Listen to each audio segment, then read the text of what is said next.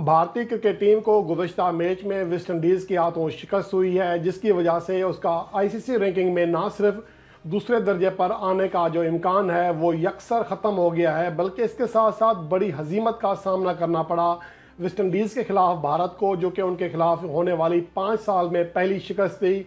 उस टीम के खिलाफ शिकस्त हुई जो कि वर्ल्ड कप 2023 के लिए क्वालिफाई नहीं कर सकी, जो कि जिम्बाब्वे से नहीं जीत सकी। एसोसिएट टीमों के खिलाफ भी उसे नाकामी का सामना करना पड़ा।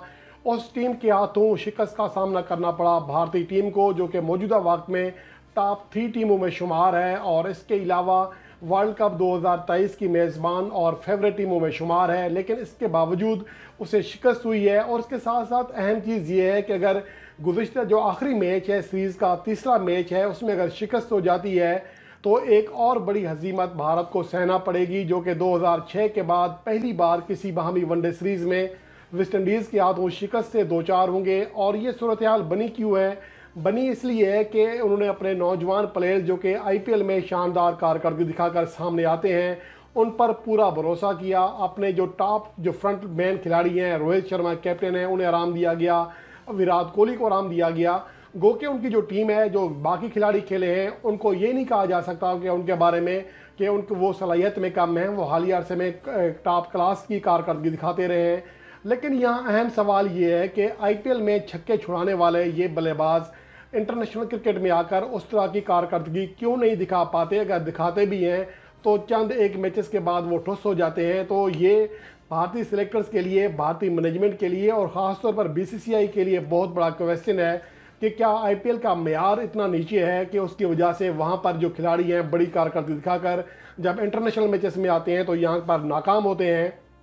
अगर हम वेस्ट इंडीज़ और इंडिया के दरमियान खेले जाने वाले दूसरे मैच की बात करें तो इसमें इंडियन टीम 45.5 ओवर में सिर्फ 181 रन बनाकर ऑल आउट हो गई थी। 55 रन बनाए थे ईशान किशन ने, जो कि ओपनिंग बल्लेबाज थे। इसके अलावा शुभमन गिल ओपनिंग करते हुए 34 रन बनाने में कामयाब रहे, लेकिन इसके बाद कोई भी बैट्समैन 25 रन की हद पार नहीं कर सका। इवन के मासवा सूर्या कुमार यादव के कोई खिलाड़ी 16 रन से बड़ी इनिंग्स भी नहीं खेल सका, जिसकी वजह से भारतीय टीम पर जो शिकस्त थी वो उसकी मोहर सख्त हो चुकी थी। 182 रन का टारगेट वेस्ट इंडीज़ ने बासानी 36.4 ओवर में 4 विकेटें गंवाकर पूरा किया।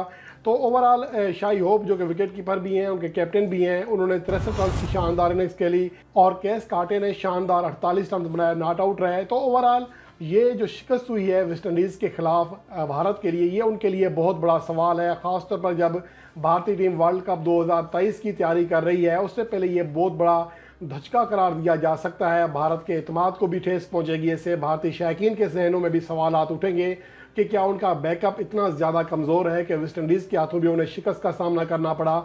अगर बात करें कि जो आखिरी मैचेस खेले गए हैं वेस्ट इंडीज़ और इंडिया के दरमियान, उसमें लगातार 9 मैचों में वेस्ट इंडीज़ को शिकस्त हुई थी भारत के हाथों, चाहे वो मैचेस भारत में खेले गए हों, वेस्ट इंडीज़ में खेले गए हों या कहीं और खेले गए हों।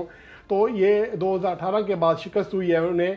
और अगर बाहमी सीरीज़ की बात करें तो चूँकि सीरीज़ अब 1-1 के मार्जिन से बराबर हो चुकी है, तो 2006 के बाद जो भी सीरीज़ खेली गई हैं, 12 सीरीज़ चाहे वेस्ट इंडीज़ में खेली गई हों चाहे इंडिया में खेली गई हों, तमाम 12 की 12 बाहमी वनडे सीरीज़ में भारत ने वेस्ट इंडीज़ को हराया है। लेकिन अगर 1 अगस्त को वेस्ट इंडीज़ की टीम एक बार फिर भारत को हराने में कामयाब हो गई तो ये एक बहुत बड़ा सेटबैक होगा भारतीय टीम के लिए, जिसे 2006 के बाद पहली शिकस्त होगी। यानी आखिरी 17 सालों में पहली बार उन्हें वेस्ट इंडीज़ के हाथों किसी सीरीज़ में शिकस्त का सामना करना पड़ेगा।